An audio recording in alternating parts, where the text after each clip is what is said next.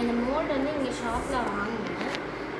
இதுக்கு வந்து வுட்டு கேட்டேன்னா அதை ரொம்ப ரேட் ஜாஸ்தியாக சொன்னாங்க. அதுக்கப்புறம் வந்து நான் வந்து இந்த மாதிரி செஞ்சு பார்த்தேன்.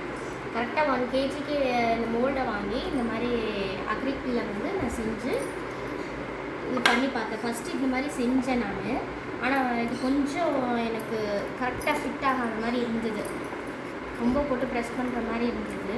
கீழே வந்து எந்த பேஸும் இல்லை. இந்த சோப்போட இதில் பேஸ் மட்டும்தான் இருந்தது. இந்த மாதிரி சும்மா வெறும் பாக்ஸை மட்டும் நான் செஞ்சேன். அதுக்கப்புறம் இன்னொன்று இது செஞ்சு பார்த்தேன்.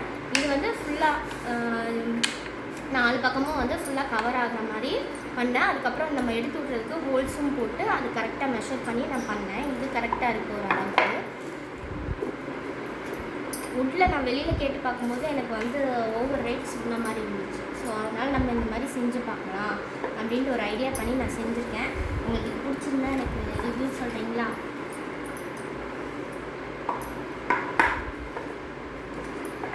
இந்த மாதிரி 4 பாக்ஸுக்கும் நாங்களே செஞ்சோம் ஃபுல்லாகவே. இது வெறும் பேப்பர் தான், வேணால் எடுத்துடலாம்.